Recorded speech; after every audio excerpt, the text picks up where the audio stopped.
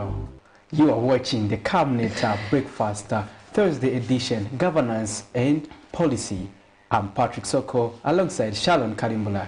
Indeed, Patrick, I don't know why you sound very low though. It's a very good morning and a very good Thursday to all our viewers. I think we missed you, and I'm sure you did miss us. But we are definitely back on your screens, bringing you that information that you so desire and you really need to just start the day, you know, end the weekend style, because today is Thursday, Patrick. Yes. And, you know, the week is drawing closer. It's Junior Friday, you know. Those people say Junior Yeah, you're now listening with new terms. Yes, Junior Friday. You know, it's a throwback Thursday. You know, if you want, you know, so we can just give you those nice throwback stories. You know, so we might just bless them with one of those throwback stories, Patrick. Maybe even just my elections. You know, just feel that moment. You know, once again. So we are here once again, like Patrick has mentioned. This is the breakfast show.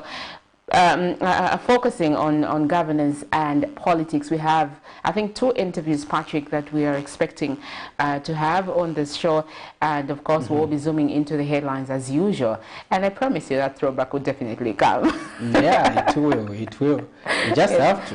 Yes, indeed. We also have the money markets, we have sports, and we'll be giving you an update. Patrick is very brisk with regards to sporting disciplines and the Africa Cup of Nations that's going on. It's on everyone's lips. We will be talking about that as well. And you two out there, just to make mention, you can call us in studio from the word go and comment on any of the stories that we will be zooming in, and basically any other thing that's happening in your community that you want to communicate to us and the authority. Patrick, why are you looking at me like that? Are you admiring me? It's just a Thursday, darling. Interesting. Of what terms she just chooses to say admiring me. Exactly. No, he's looking at me like... I thought you were going to say, Patrick is wondering what sort of madness I'm portraying, but you just chose a better word. Admiring. I like your creativity, though. Like, oh, I'm impressed. I'm impressed. Oh, if you ask me. And God is creative. Oh. Let's go straight in the morning boost and keep ourselves fit as we kickstart the day. Good morning.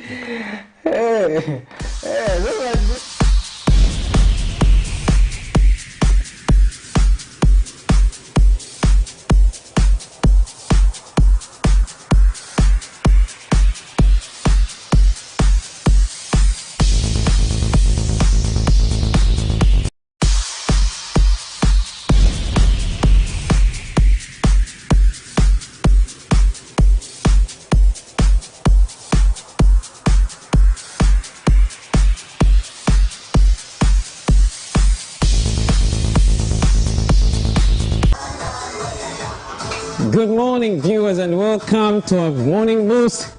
I am Isaac Machisa, and I'm back. And let's do something quick now. I need that. Let's go. 1 each.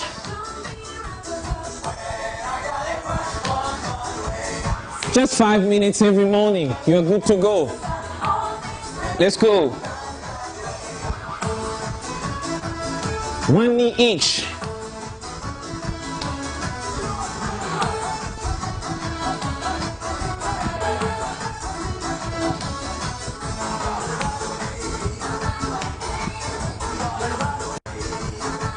Two knees now. 1, 2. 1, 2. 2 knees each.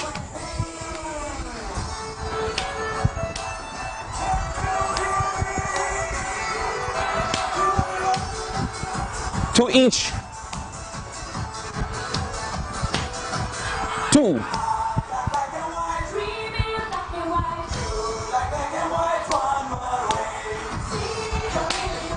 And back here, march. Let's march.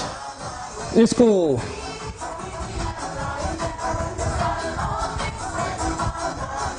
Let's go.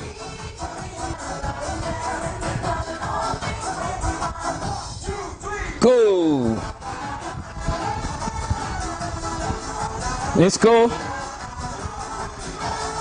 And we're going to do a little bit of abs today.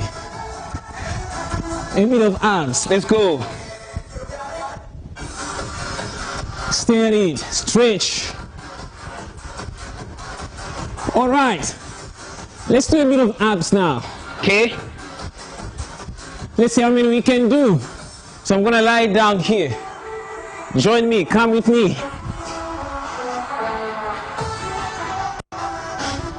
Ready? No more crunch. Imagine you have a coin here. So you need to lift your head. Go.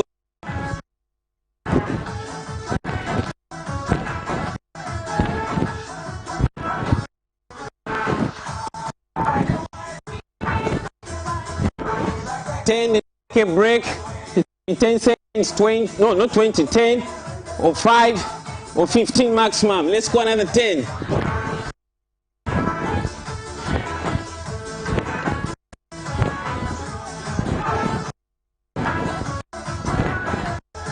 Let's go.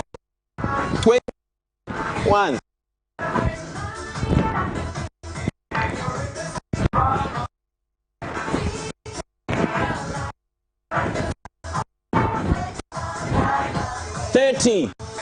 Okay, so let's do abs now. 1, 2, 3, 4.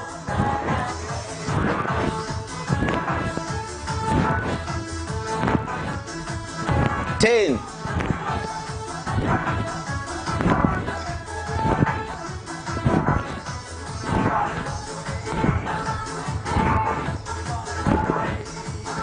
20.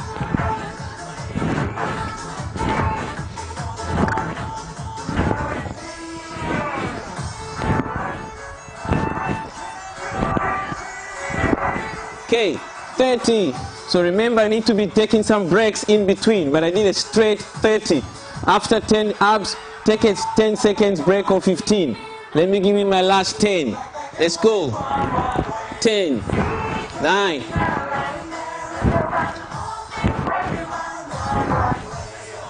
4, 3, 2, and 1. Okay. So try that. And it's going to work good for you. Let's go. So that was for the abs. You do that, then I'm going to introduce another workout, then we'll be signing out soon. Okay, so relax your muscles, and there we go again now. Let's work on the bats now. So I'll do 10 each. 1, 2, 3, 4, 5, 6, 7, 8, 9, 10. The other side. 1, 2, 3, 4, 5, 6, 7, 8, 9, 10. Next workout, straight. Then you go 1, 2, 3, 4, 5, 6, 7, 8, 9, 10. Last 10. Go. 1, 2, 3, 4, 5, 6, 7, 8, 9, 10. And good morning. Have a great day. This has been Isaac Matsa, and I'm going to see you next week at the same time. Remember always to have a morning news before you go out for the day. Thanks. There you have it. Samuel Matsa never disappoints when it comes to that. Why are you trying to give him a different name? Isaac. And I thought you were from talking to Isaac just a while ago. Isaac. Isaac. You may also end up saying Isaac Chifita. I don't know where the Samuel came from.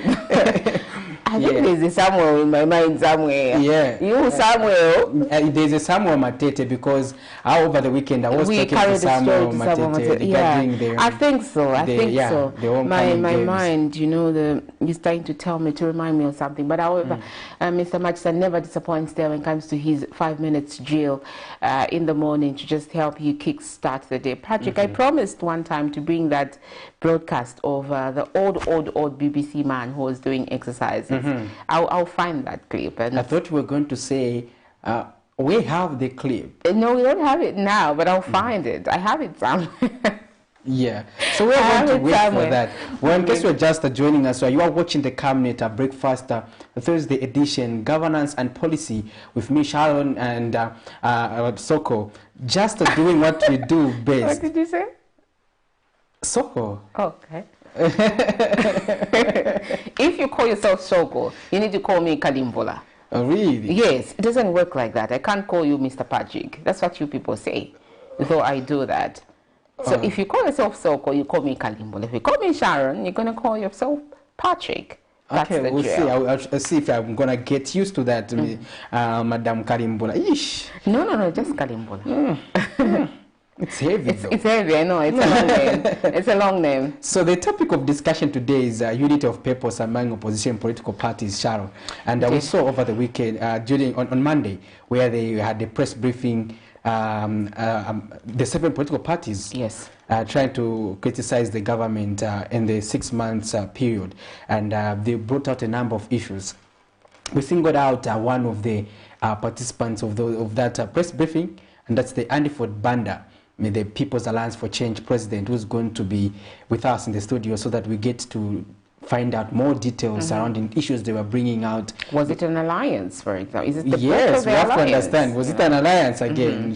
We're going to have another alliance. Remember that the UPND entered into an alliance with various political, over 10 political parties. Yes, and now they're in government. Now they are ruling, and we've seen a number of issues coming out, and their spokesperson defending these stance that government has taken, and people's accusations to say they've diverted from their core promises that they made during the campaign promises, now that they are in authority.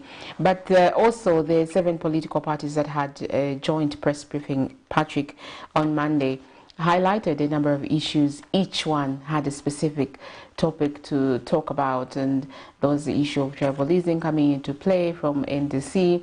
There was the issue of the Public Order Act, the rule of law. A number of issues really came out, but obviously we can't run all that.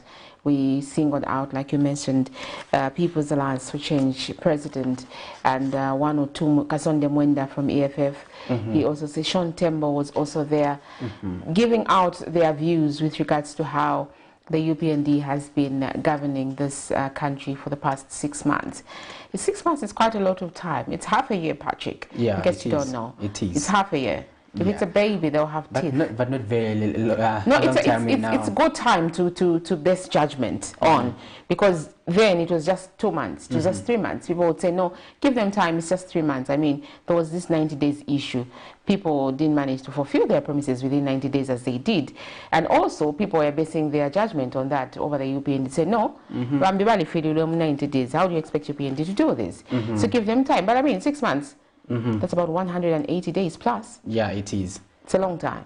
Let's look at that story and see if at all we can delve into that discussion with you, our viewers. You can call us as well as send those messages on our Facebook page, and we will get to read those comments. This is the Camnet Breakfast. Yeah, so this story came on Monday. You mean the one for the Alliance? Yes. For the Alliance, it came on Monday. On Monday, yes. Yes, where these opposition political parties were actually trying to paint the UPND black based on what they have observed. Why don't we paint people gold anyway? They say about it. Maybe you can be the first one to paint the Amos God. Yeah. So we are going to go for that clip that we aired on Monday in the main news, so that we get to understand just what these political parties we are talking about.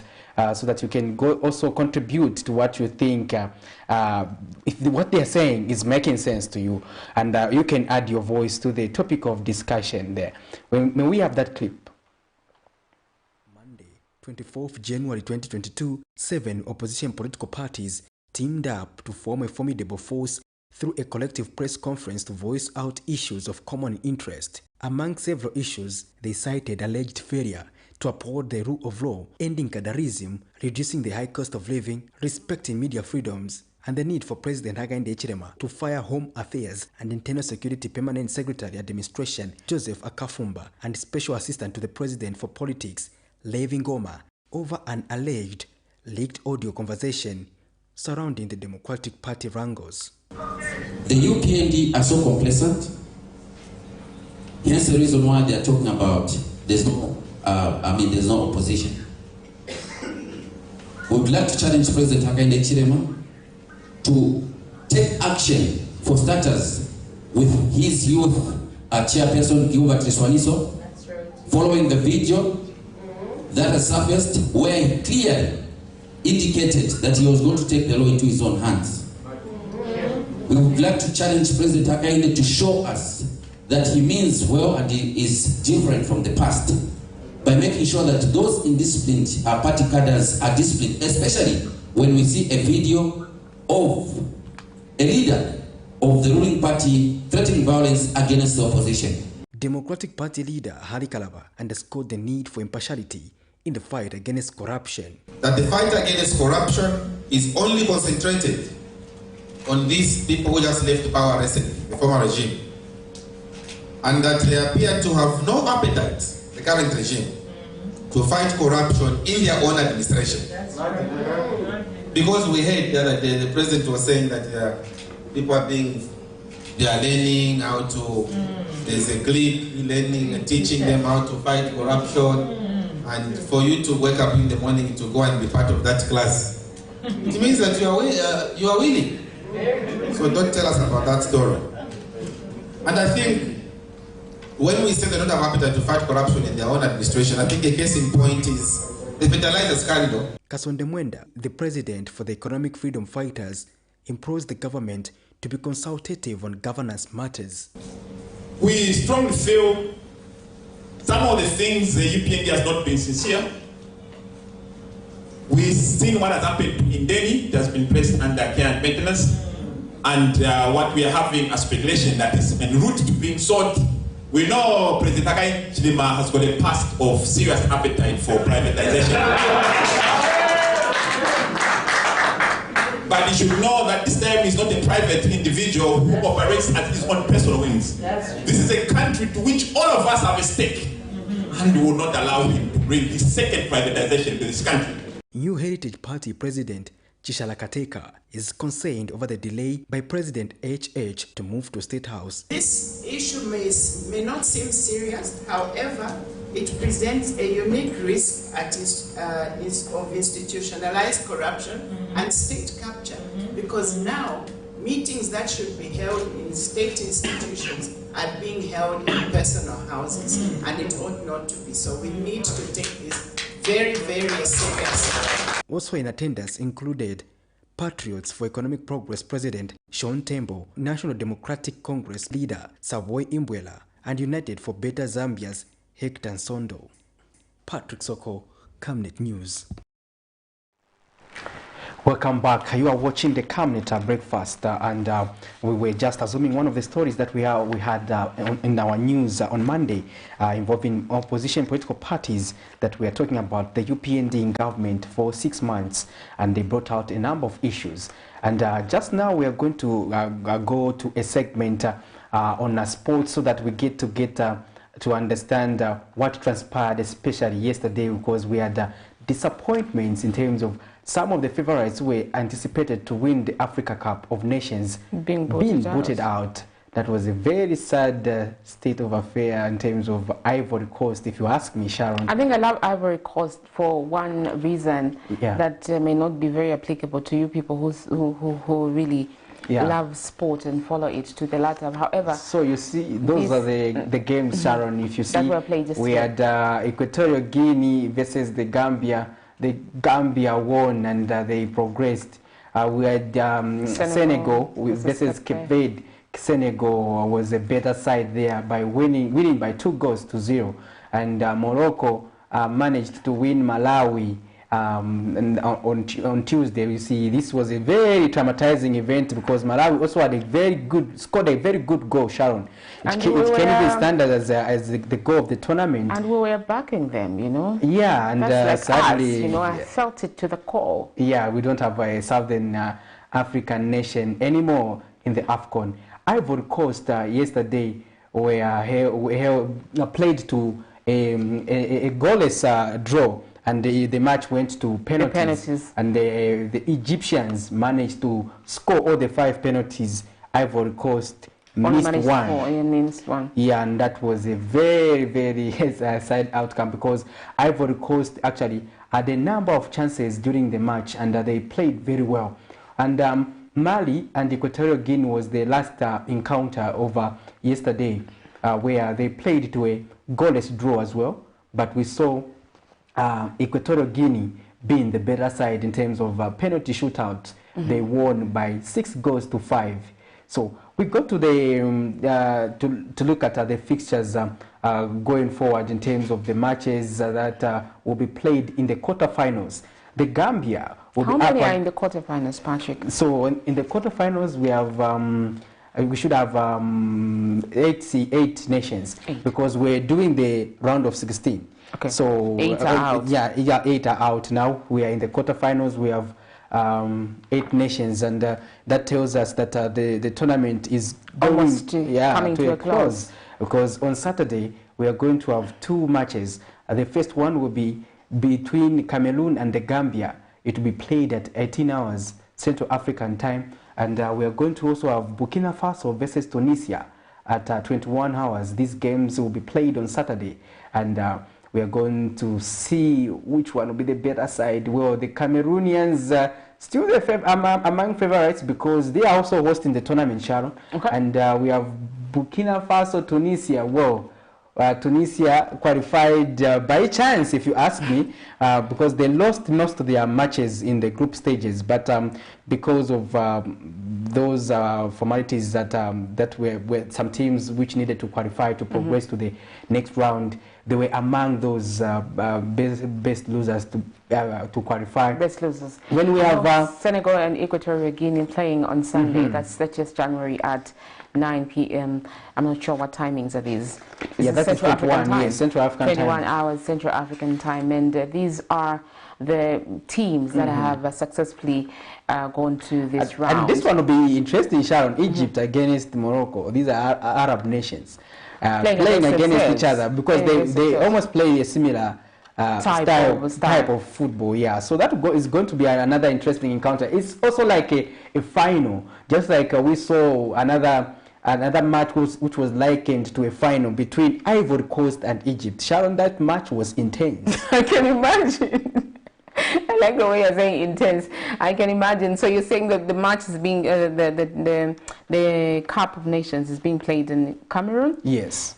And Cameroon is still in the that's tournament. Good. I just wish they could play the final, because it wouldn't be nice if the host team is booted out before even, you know, and then they just watch from the terraces. Yeah, people from other countries playing using their stadiums. It could be better if they win they play the final, like you are saying, Sharon. Yeah, so that the supporters can be at least there through. Yeah, you know, because if they're booted out and they don't manage to play the final, obviously the stadium will not be as lively as it should, because foreign nationals will be playing in their territory. Yeah, and those are some of the teams that have stood this far in this Africa Cup of Nations, and we will be giving you updates obviously next week on who has managed to go to the finals and see who is the third.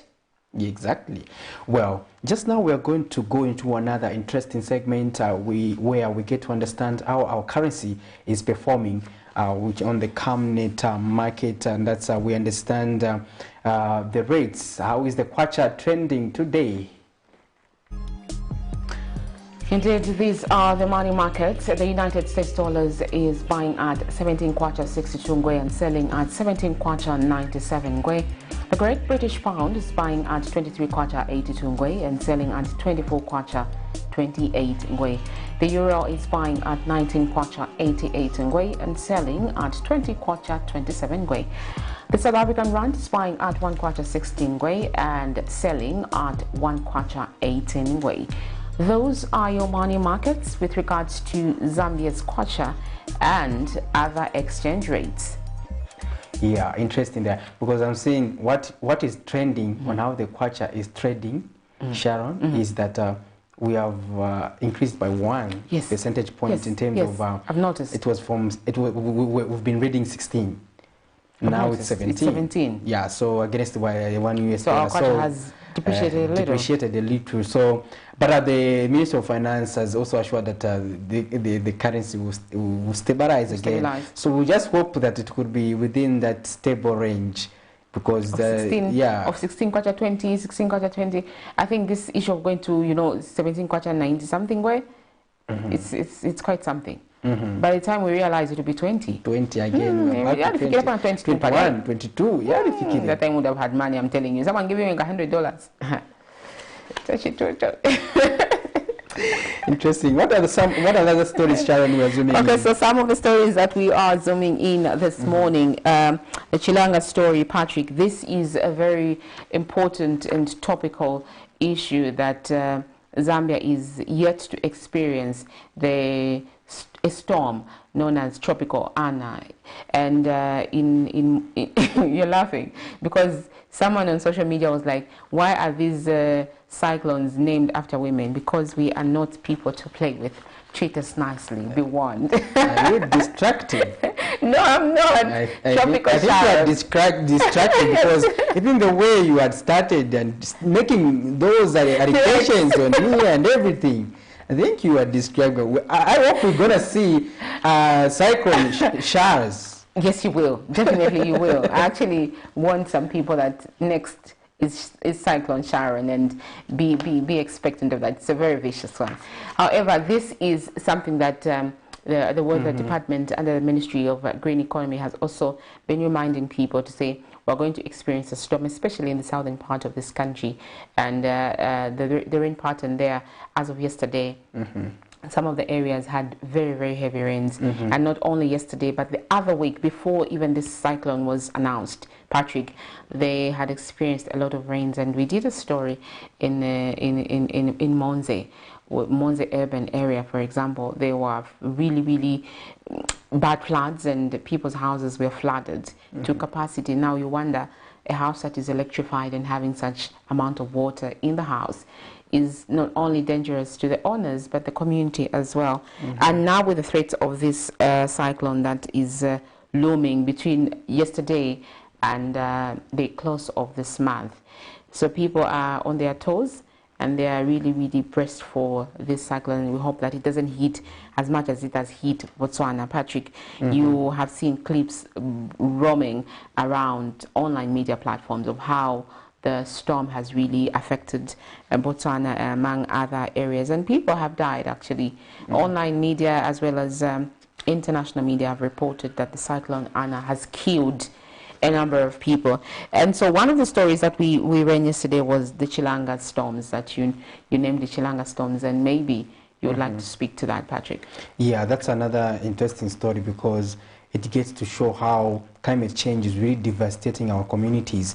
Sometimes I get amused and at how people can become superstitious sometimes and think climate change was due to change of government and say people are not happy that we have a new dawn government and God is not happy with Zambia. So no wonder we are seeing these weather events. But time and again we have been reminded by authorities, particularly the Ministry of Green Economy. Then it was the Ministry of National Development Planning where climate change issues were under.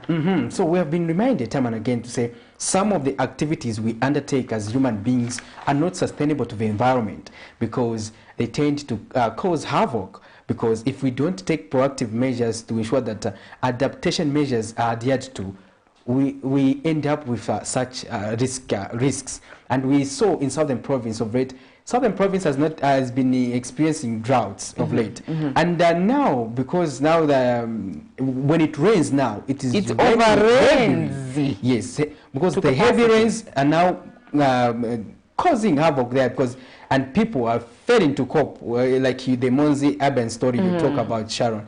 You see, some houses are being blown off. So it gets to tell you to say we need to be adapting to climate change because at the end of the day, the green gas emissions we are emitting into the atmosphere are not sustainable. It is no wonder we are the COP, we are the COP 20 what? 2021. Yes. 2020.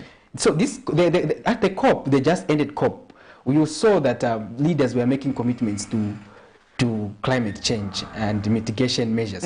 And those are issues we talk about. So we may be experiencing extreme droughts. Sometimes we have heat waves. Yeah. So all those are consequences of climate change. Hence, it is important that the climate change discussion should be in our households. Exactly. Let's understand what climate change is about, because for me, Sharon, if you ask me, when I was in grade C8, that's when I just understood to say, climate change is the damaging of the ozone layer, the ozone layer, of, the famous ozone. Yeah, so all those issues, but now we are seeing them, these extreme weather events. Yeah, so this story in Chilanga district involves some of the families that have been affected because their houses were blown off, as their roofs blown off because of the heavy storms, Sharon, if you ask me. And that story was done by Zipporah Mushara. So we get to listen to that story, then we can get discussing. You too can add your voice regarding that story we are going to play just now. Weather patterns have been unpredictable in Zambia over the past few years, just like in other parts of the world, due to climate change. While some parts have been reporting dry spells, others like Southern Province have been reporting heavy floods, which has even seen household animals like chickens being carried away. This has also seen an increase in the number of houses whose roofs have been blown off. The case of Kanchule area in Chilanga district. Over 15 houses here have been affected by the heavy wind and rain the area has been experiencing, which has seen the roofing sheets being blown off and their houses being damaged. In an interview, Area Councillor Mr. Tungenengene Chinoya says his office has helped the victims with food items as well as temporary mending to some houses, calling for stakeholders to come on board and help in building them sustainable houses. As you can see, the houses that are made of mud. And this one of the examples, this house was quite big, but just to have room for people to sleep, since they don't have anywhere to go, as you have noticed, they have made it much smaller. So the help that we gave them, we had to engage the community of Kasupe, who donated clothes, Milli Meal, one of the business people that we have, he donated Milli Meal, and some cash. People made some contributions. So from the people that were affected, we had to hand over the same. Each household at least was given a 200 kwacha. Area village headman, as well as some residents, have expressed their gratitude. Amini wanatandizwa kwa hapa wanawapa sako, wanatandizwa na 10 kg ya unga, then na vovala. So tiwonga tandiza mine watandiza bati hapa manyumba yagwa ya mbili kuno ya mine yagwa. Mafuta ya mimi tapita nayo manyumba kugwa na zambili batitandizira especially bakansira watu nabo bayimilira ntawo yonse, so tipiteka mafuta batitandizira kuno tionga New Dawn government bapitilize noti pano chabe siko ronse la Zambia. Meanwhile, the Zambia Meteorology Department has predicted the tropical storm that has been named Anna, stating that it will prevail over most parts of the country from 25th to 31st January 2022. The storm is expected to affect eastern, Copperbelt, western, Lusaka, southern, and central provinces. Citizens have been advised to stay indoors and avoid flood-prone areas, as well as standing under trees, as the storm is expected to cause damage to property and a possible loss of lives. Zipporah Mushara, Camnet News. That is the story from Chilanga area there, done by Zipporah.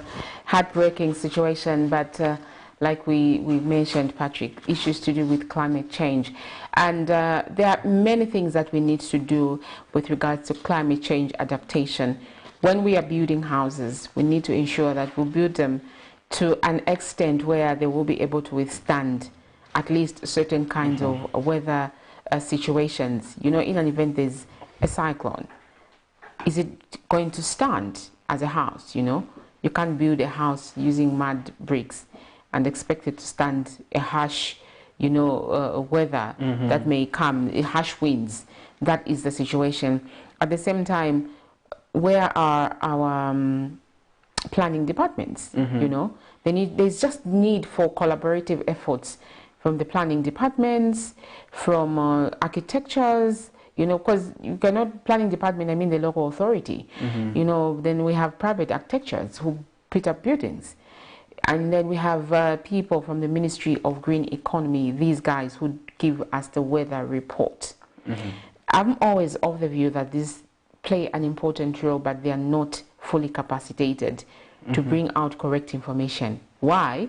Because these people are responsible for giving us the kind of weather that we are going to have, at least in a particular period.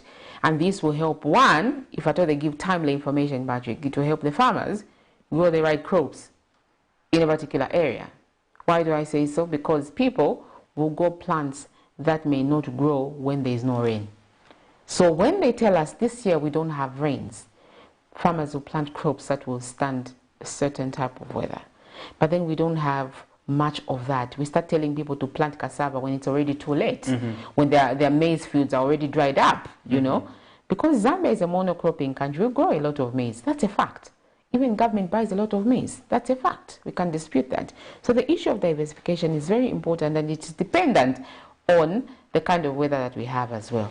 Timely weather information, also building infrastructure is also dependent on those things.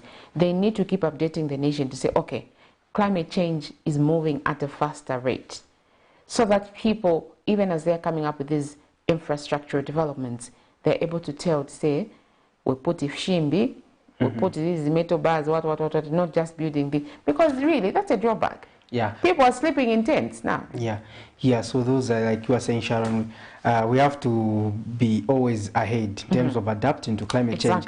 Such houses cannot withstand the weather extremes like we saw. They are made with muddy bricks, and so really, it's a very delicate situation. DMMU government is spending a lot of money evacuating these people in Southern Province. Yeah, so if we take a proactive approach as a country, we may be spending less in terms of disaster response or hazard response, because at the end of the day, the DMMU is always expected to come in. So now those people have to be provided with tents, food, and everything. And now it becomes a costly undertaking for the country, especially in the wake of the high debt situation we are facing, high inflation. The money which can go towards other needy areas will be targeted towards disaster response and hazard response, Sharon, there, if you ask me. And those are things we need to be taking serious as a country, because I see a passive approach, especially among local authorities, in terms of how being proactive. If you look at our housing development system in Zambia, it is very poor, because housing is not still decent for many Zambians. And this is Lusaka, the capital city. If we still have such kind of housing, Sharon, what about the rural areas of the country? How dire is the situation? And they haven't probably even heard about this tropical Anna, Sharon, that's coming their way, Yeah, exactly. I've named it already. So we are going to zoom in another interesting story. This story is involving the coach drivers. We were just sending a cautious message to the drivers as they transport various citizens, especially the learners, as they go back to school. Schools are open. So we get to listen to that story done by Alex Chishimba.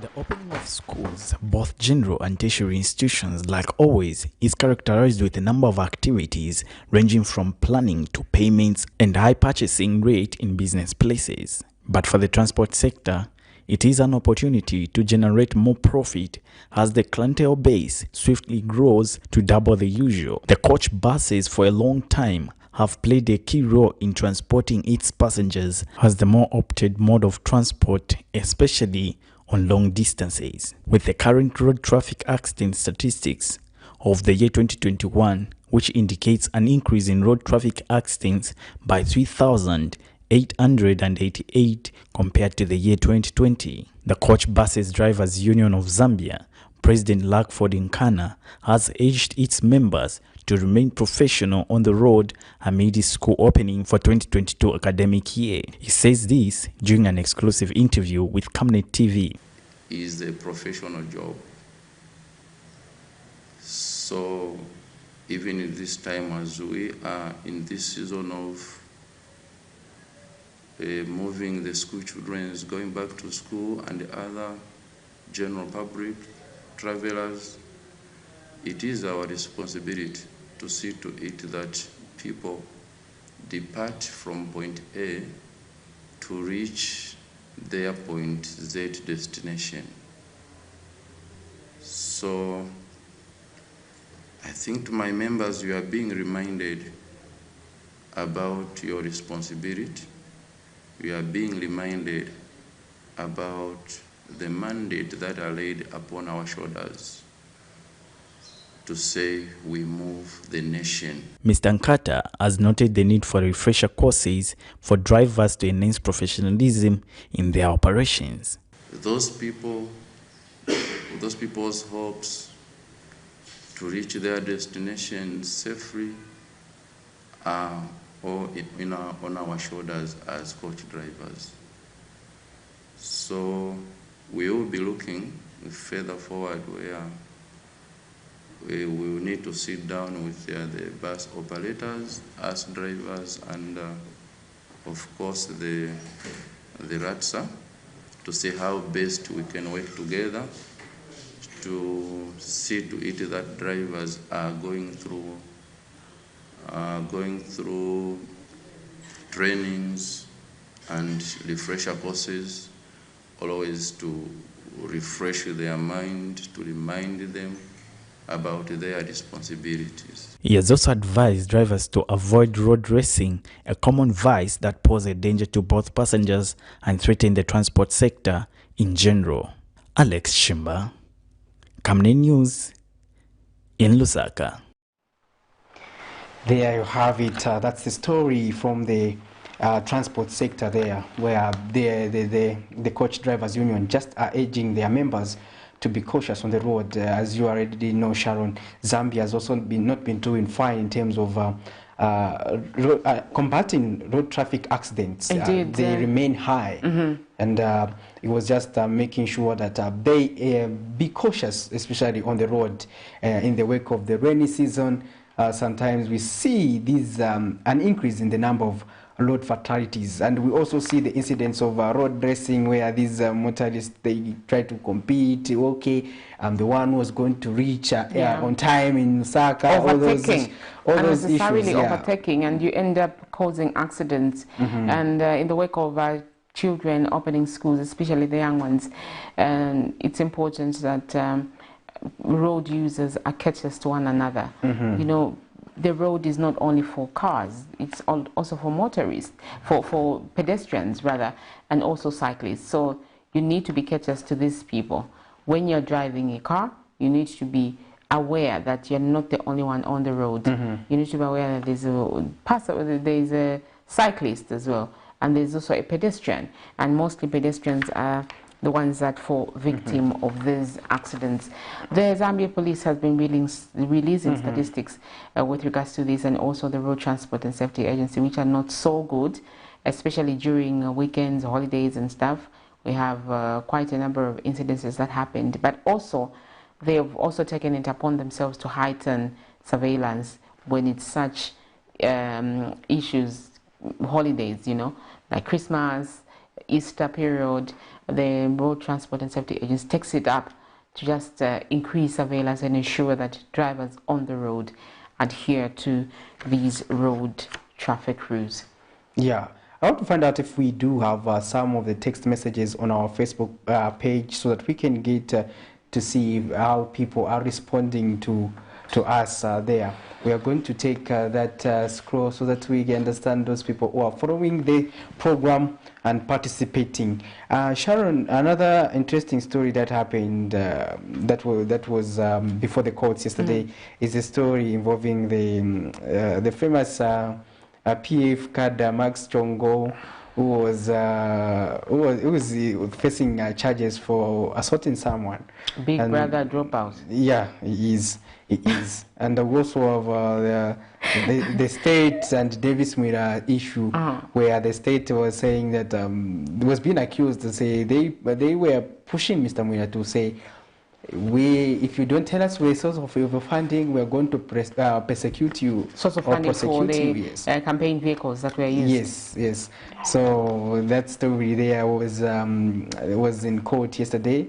It was filed by Miriam Kaimba. So we're going to let's play back to back. Yes, the court stories. Let's play them back to back. The story of Max Chongo pleading not guilty, and also the state and Davis Mwila story. Let's just play them back to back, and then we will get back and discuss the stories after that. Wednesday morning, former Opposition Patriotic Front member Max Chongo made his second appearance before the Lusaka's Magistrate Court in the company of his lawyer to answer to unlawful wounding charge. Last week, Mr. Chongo appeared before the subordinate court. However, his charge sheet, or rather his indictment, was not before court.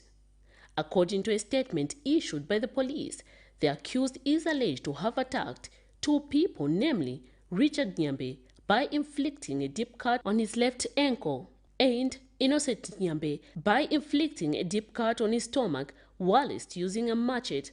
The incident is alleged to have occurred in North Mid area near Total Filling Station. Police have charged and arrested Maxwell Chungu, aged 40, of house number 1223, Sugar Street, Avondale, for 2 counts of unlawful wounding. It is alleged that on the 4th of March 2017, the accused did unlawfully wound male Richard Sinonge, aged 37, by inflicting a deep cut on his left ankle, and male Innocent Nyambe, aged 32, a deep cut on the stomach whilst using a machete. The two victims were attacked by the accused in North Mid area near Total Filling Station. He is in police custody and will appear in court soon. But according to the charge sheet before court, the 40-year-old businessman of Lusaka's Avondale area has been slapped with 1 count of unlawful wounding, contrary to Section 232A of the Penal Code, Chapter 87 of the Laws of Zambia.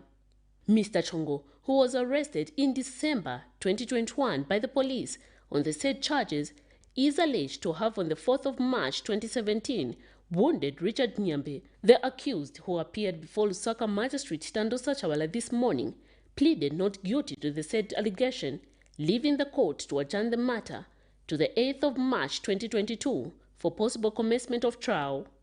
Miriam Kemba, reporting for Camnet TV News. In September 2021, the Opposition Patriotic Front Party protested over what they termed as alleged harassment of its members by the investigative wings, and ran to the Lusaka High Court and filed a lawsuit against the state to stop security agencies from intimidating and illegally questioning the party members. The said lawsuit has been filed by the party former Secretary General Davis Mwila, who has cited the Attorney General as the respondent. He claims in his submission before court that PF members are being threatened by the Drug Enforcement Commission, DEC, with prosecution if they do not disclose their source of campaign funds for the 2021 12 August general elections. In his statement of claim earlier filed before court, Mr. Mwila had told the Lusaka High Court that officers from the Drug Enforcement Commission Anti-Money Laundering Unit summoned him and questioned him about the source of funds for the August elections, and the officers linked the same to money laundering. However, in the latest submissions filed before court, the state has argued that the DEC did not threaten Mr. Mwila and other PF members with prosecution if they failed to disclose their source of funds for campaign activities. In further defense, the state adds that Mr. Mwila was summoned by DEC in his own capacity and not as the party secretary general, and his questioning was in relation to alleged money laundering. Mr. Mwila further in his earlier submission had also alleged that DEC equally summoned the party media director Antonio Mwanza and Teddy Mapemba and questioned him on the source of campaign funds, but the Attorney General has refuted the claims and says the DEC only questioned them on money laundering. The Attorney General further adds that DEC is mandated under the Prohibition and Prevention of Money Laundering Act number 14 of 2001 to probe into money laundering related issues and may legally summon any person it reasonably believes may have information relating to allegation on the same to give relevant information to the Commission.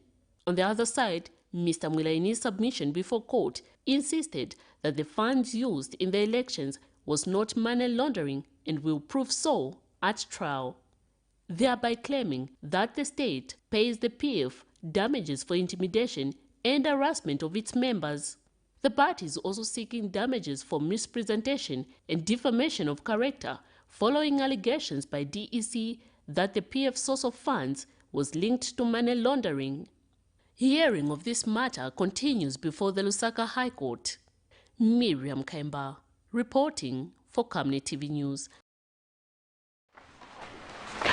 Right, Patrick Soko there, Isaac trying to catch me unaware. You know, be nice next time, Isaac, please. We had Elijah Chifita on the set. I think next time we need to have Isaac Chifita there. Yes, Isaac Chifita, be nice next time and caution me, because really, you can't bring me on set like that. It's not nice. Cyclone Sharon, be one.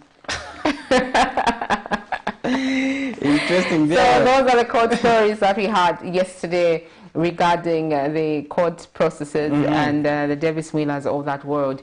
Earlier this week, he was summoned by the police.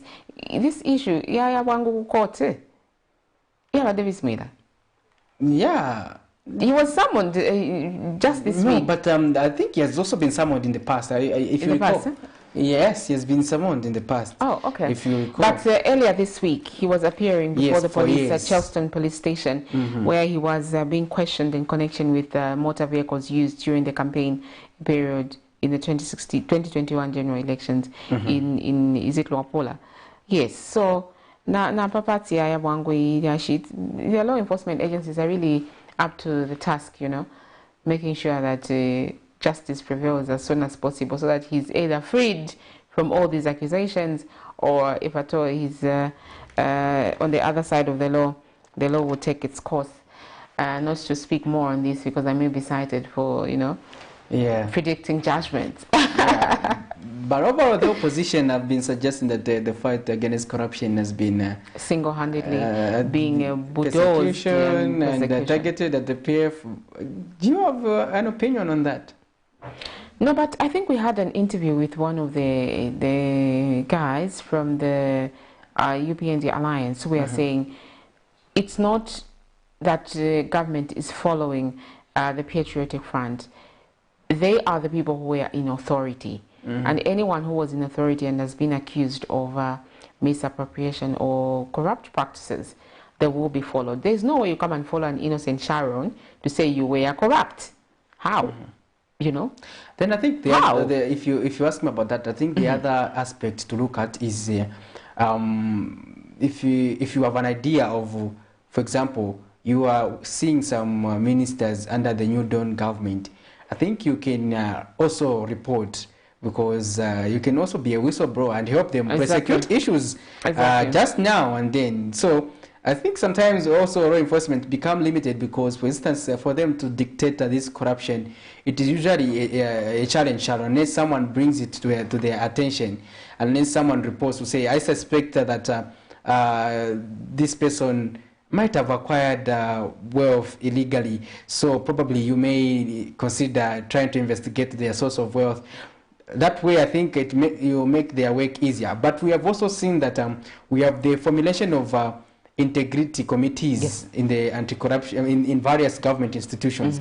These committees are there to ensure that they take a proactive approach in terms of combating corruption and be able to engage with the Anti-Corruption Commission to report suspected corruption activities in various public institutions. Probably these integrity committees can be extended to the private sector, so that. But you know, it's difficult to really monitor private sectors, because they've got their own way they do business. They are private entities, but obviously, if at all their resources go beyond a certain threshold, maybe they will be raising suspicion with regards to having participated in these corrupt activities. You are aware that government uses public institutions for many things, you know, many in construction, in various sectors actually. These private partnerships, they use the private sector. But if Sharon, as a private citizen, engages in graft, it's equally a crime. I think that's where sometimes others think just because I'm not in government or I'm not I cannot be cited for corruption. Politician, I cannot be cited for corruption. Money laundering and stuff. In fact, we see such cases of corruption, especially on a daily basis at family level, company level, all those sectors. Corruption is there, and corruption is a cancer because it is an hindrance to development. Hence, the need to ensure that we take a proactive approach as a country to combat it. It's not a fight for the Anti-Corruption Commission. It's a fight for all Zambians to ensure that we stay away from corruption by ensuring that we play our part. Indeed, Patrick, yesterday, I think this is a story, I'm not sure but we had the story though, where Zamra... it was yesterday, yes. The Anti-Corruption Commission had summoned, is it arrested? Arrested and charged. Charged the Zambia Medicines Regulatory Authority, is it Director General, with regards to the honeybee scandal. Maybe we should look at that story, Patrick. Yeah, I think we should play that clip. Help us play Quinchiwe and we look at the story and we'll talk about it. The Anti-Corruption Commission has arrested and charged Zambia Medicines Regulatory Authority ZAMRA Director General and Principal Regulatory Officer for corrupt practices. Bernice Mwale, age 64, of Chadley, Lusaka, and Brian Mwanei Kabika, aged 42, of Minu Champ Valley, have been charged with willful failure to comply with applicable law and procedure contrary to Section 34, subsection 2 of the Anti-Corruption Act Number 3 of 2012. Details are that on dates unknown, but between 1st July 2019 and 30th September 2019, Ms. Mwale and Mr. Kabika, jointly and whilst acting together with other persons unknown, failed to comply with applicable procedure and regulations when processing license number PL/50091/19 in favor of Honeybee Pharmacy. The above officials have since been released on bond and will appear in court soon.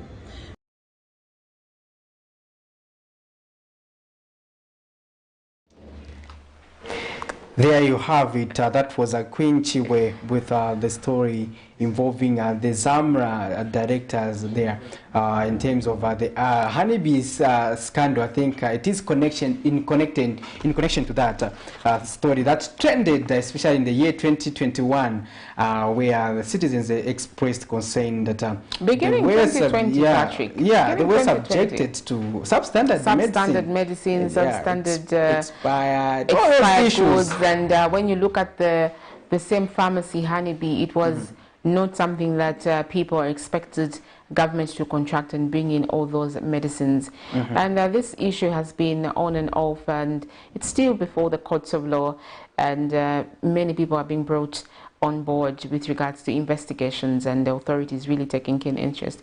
And one of the big fishes that has been involved is now the ZAMRA DG, and yesterday he was arrested and charged with regards to this, because ZAMRA is mandated to give licenses to these institutions to bring in medicines and authority. How then did they manage to bring in Honeybee and to allow them to bring substandard products and endanger the lives of the people? There are many lawsuits actually against the Ministry of Health, Honeybee. It's a long story. It's a very big story that we will continue to track as media and see that it reaches its logical conclusion. The former Minister of Health as well, Dr. Chitalu Chilufya, the permanent secretaries have also been interrogated with regards to the Honeybee scandal. There you have it. Thank you, Sharon, for that background on the Honeybee story. And we are going to take a short break. We'll be back shortly with our first interview of the day.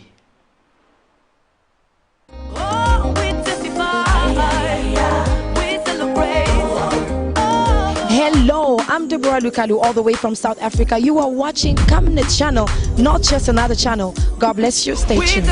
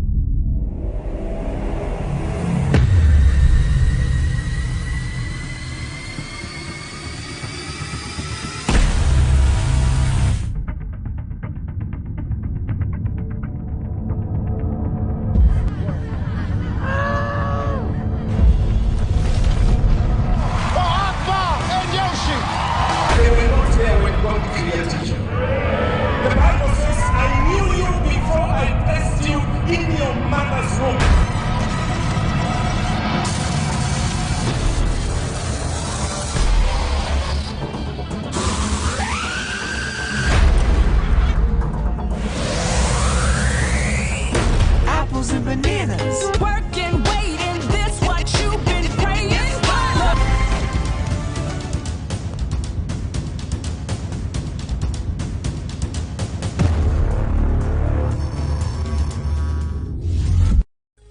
From 31st January to 6 February 2022, Zambia's spiritual atmosphere will take a paradigm shift. The Bible says, "Blessed is the nation whose God is the Lord." Zambia, a nation under God conference will be starting at 20:45 hours to 22:30 hours. Live on Camnet TV channel 274 on DSTV, GoTV channel 98 and Topstar channel 106. Speakers will be Bishop Stanley Simnyola, Grace Ministries; Dr. Nevas Mumba, Victory Ministries; Apostle Michael Mutemwa from South Africa; Bishop Nelly Chikwanda, New Life Christian Center; Apostle Rick Kamwanga, Risen Life Church International; Bishop Joy Makando, Bread of Life; Bishop Alex Mwami of Holy Ghost Firehouse from South Africa; and your hosts, Pastors Victoria and Moses Chilua.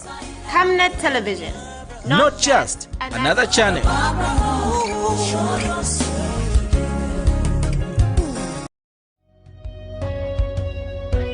This Friday, join Pastor Moses Chiluba on the ministry as he hosts Bishop John Mambo.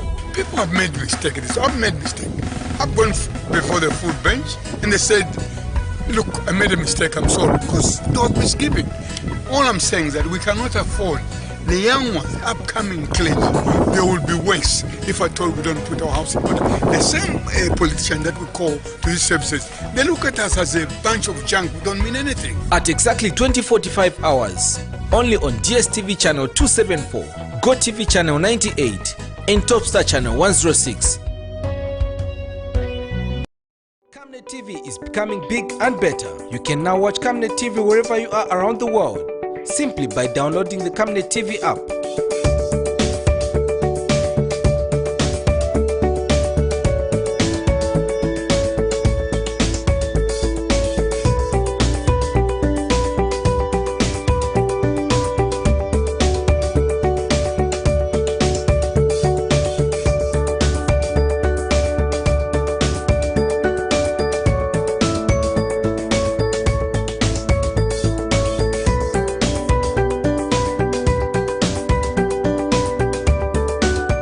With Camnet TV app, you only use less bundles. Camnet TV, not just another channel.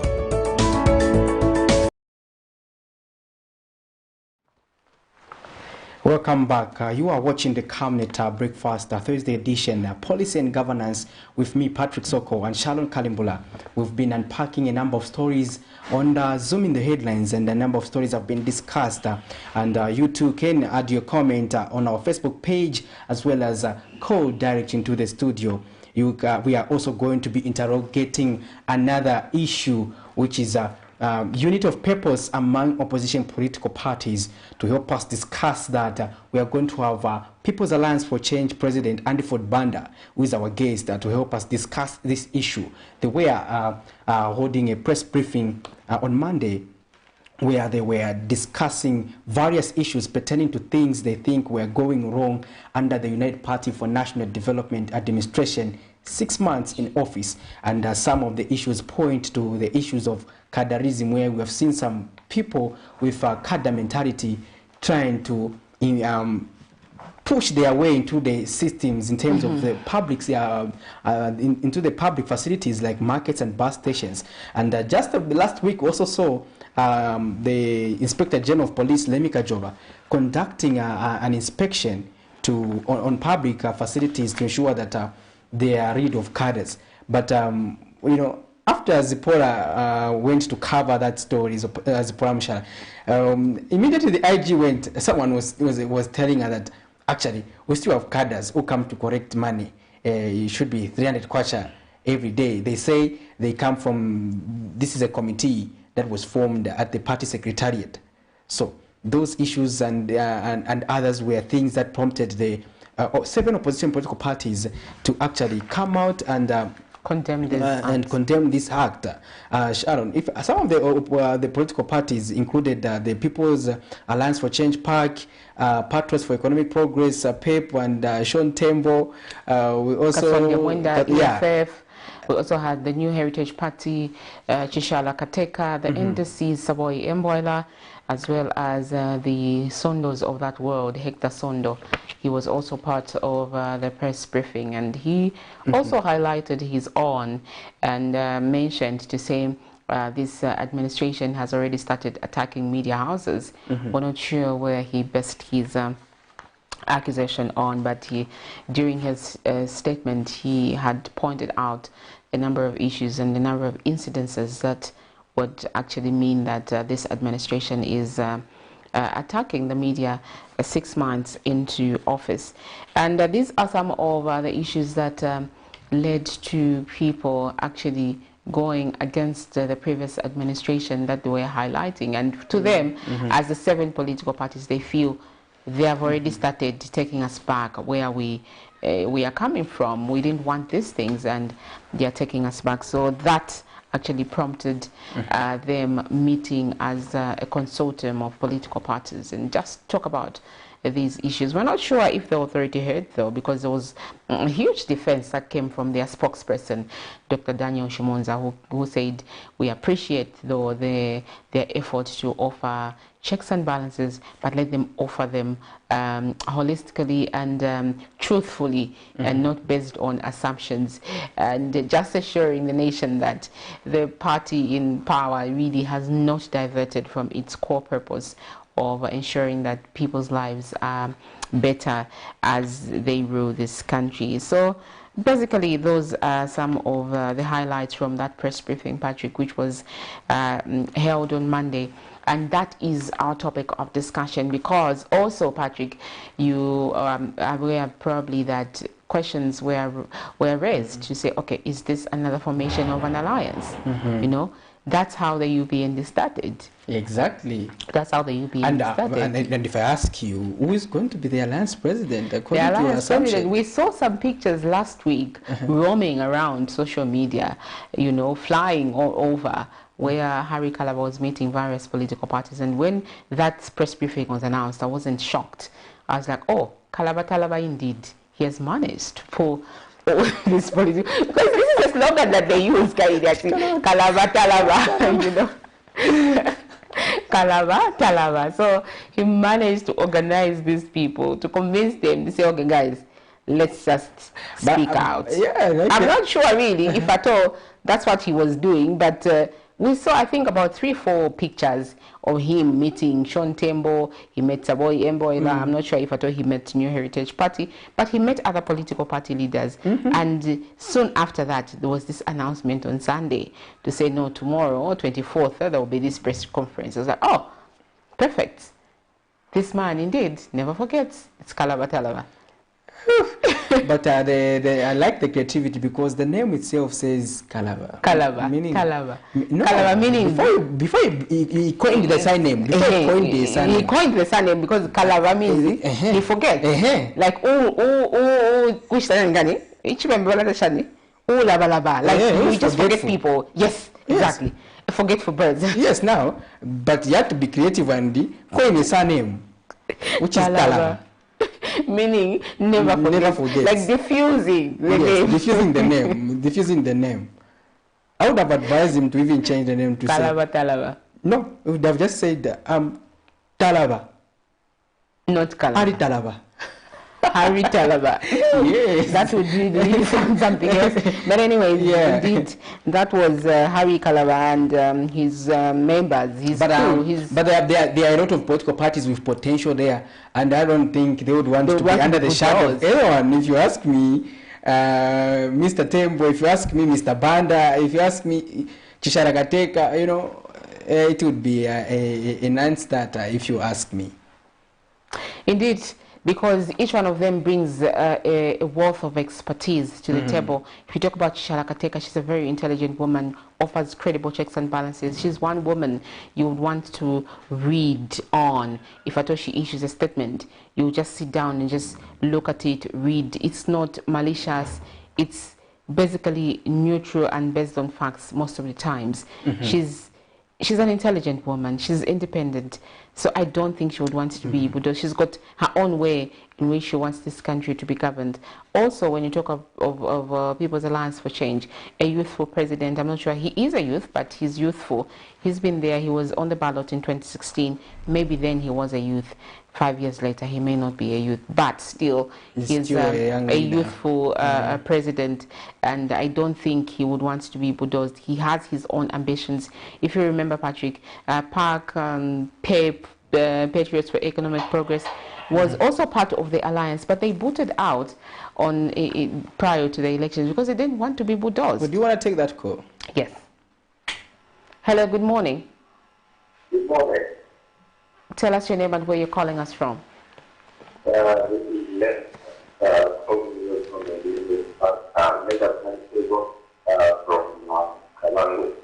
Kavango. Please go ahead. Yes, I'd like to take this message for this session today. Now, what surprises me today, when you look at those political parties that showed a briefing on Monday, if I'm not mistaken, some political parties, I just couldn't know them on Monday. And the gentleman was presenting a certain political party. I think looking at their unity, I don't think they can head it anywhere. Because it's out of frustration. The way I see these political parties trying to come together. Look at the previous elections that we had in 2021, and they are the former. It was all no past. So even as that now, I don't think you have to create the six they can still be together as united in the opposition. Okay. So my submission is they have to look at their ideology. What is this party standing for? Then they try to look at where they live. Because as of now, it's just a matter of frustration and they lost the election territory. Thank you. Thank you. All right, thank you so much. Patrick, these are political parties that appeared on the ballot, so they are not really that small. They play a huge role in the democratic dispensation. I think Mr. Banda would help us bring justice to this conversation, especially on the aspect of that alliance that people are making assumptions on. Indeed, Patrick. Let's just take a breather to allow our guest on stage.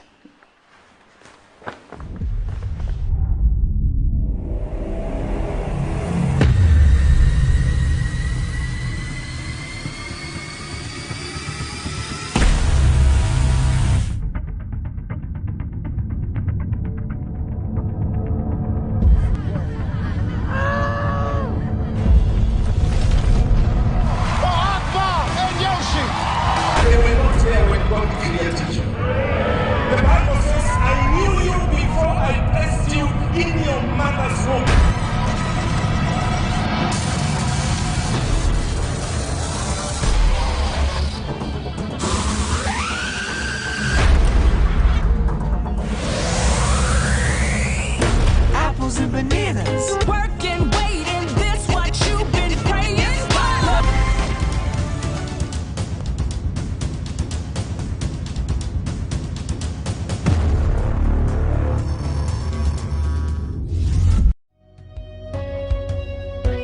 This Friday, join Pastor Moses Chiluba on the ministry as he hosts Bishop John Mamu. People have made mistakes. I've made mistakes. I've gone before the food bench and they said, look, I made a mistake, I'm sorry, because there was misgiving. All I'm saying is that we cannot afford the young ones, upcoming clergy, they will be worse if at all we don't put our house in order. The same politician that we call to these services, they look at us as a bunch of junk, we don't mean anything. At exactly 20:45 hours, only on DSTV channel 274, GoTV channel 98, and Topstar channel 106. Welcome back. You're watching the Camnet Breakfast. As earlier alluded to, we are joined in studio on set by the People's Alliance for Change President, Mr. Anford Banda.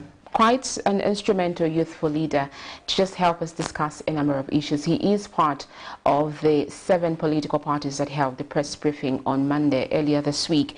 And as the topic of discussion is the unity of purpose with regards to political parties, many issues came out during that press briefing, and we will be touching on some of those issues that were highlighted there. Mr. Banda, welcome to this interview. Thank you very much. Good morning, and good morning, Mr. Soko.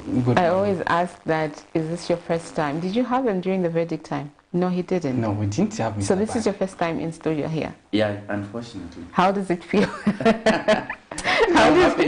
I'm happy to be here at Camnet TV. I've been looking forward to be part of the show. But at least I'm sure you have people have watched me on Camnet TV. Yes, several times. Yes, you're actually a daily appearer, a weekly appearer on our news. Yes. Patrick, please.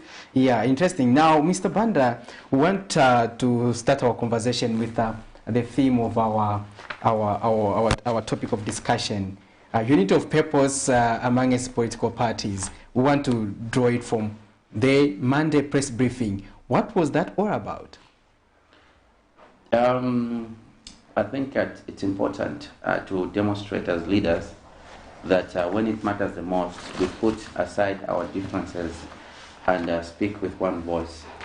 I think it's always important to demonstrate that we are not in this politics for our personal gains, but we are here to voice out issues that are affecting the masses out there. So I think for me, it was an important event to join our colleagues in order for us to bring a lot of issues that we feel are being ignored. The problem that we may have is that if we are going to ignore these issues, and if we're not going to put emphasis or create importance around the issues, they'll keep growing, they'll keep expanding, and before we know it, we'll still get back to the same place where we were. Because I know that we're going to discuss some of the issues. For example, political violence, among cadres. If we start ignoring, say no, let's give them time, that's just sorting it out, it's going to be a big problem in the future. So I think it was important for me to say, you know what, let's do something that is destructive, something that would create attention, and it's good that it achieved the purpose that it was created for. At least it has created attention, and people are talking about the issues we raised, in as much as other people want to twist the purpose of that meeting. Yes, in terms of when you talk about twisting, Mr. Banda, does that in any way imply an alliance? No, I think it was clear during that presser that there is no alliance that has been formed. It was just coming together to discuss issues that we feel are of common interest. I don't think that we are ready to form an alliance, and I don't think that an alliance will be formed anytime soon among us, unless I don't know if other colleagues are having other discussions. But I think for us as PAC, we feel that each one of us has got a lot of work to do, before we can even start thinking about forming alliances. I think there's a lot of work. Already there's been bragging by the UPND to say there is no opposition, which is something that we should not tolerate as a country, because at every point we need to have alternatives of leadership.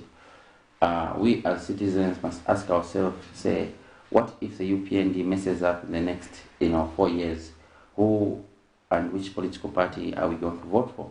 So we need to encourage democracy, so that, you know, we have alternatives. You know, we should not let things to get to the worst, and then we go to the polls, you know, voting with our frustrations. All right, Mr. Banda, let's weigh in the 6 months of the UPND into office. A number of issues were highlighted that obviously you are in agreement with.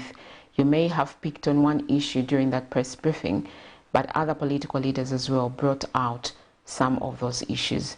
How would you rate their 6 months with regards to making sure that they follow through with some of their campaign promises? Well, in as much as the UPND might be doing better than the PF, I believe that they should not be complacent. There's a lot of work that we need to do in this country. We should not benchmark our achievements based on what the PF did. I think we need to look at where we want to take our country in the next 30 to 50 years. And then we should look at what we are doing towards achieving those goals. If you go to the Copper Belt today in Ndola, you find that roads are in deplorable state. You know, if you go to Kawata constituents, you find a lot of young people are drinking from morning, you know, drinking to Jiri and Kachas. Women don't have much to do. People are complaining about the cost of living.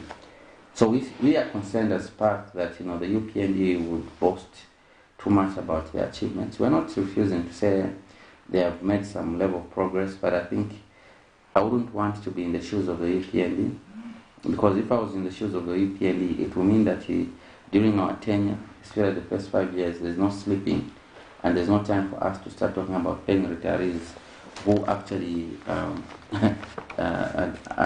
owed that money. You know, you have never seen, you know, a bank celebrating paying people who have retired, you know. I mean, this is their money, they've worked, you know, they've retired, they are getting paid, the bank continues to run.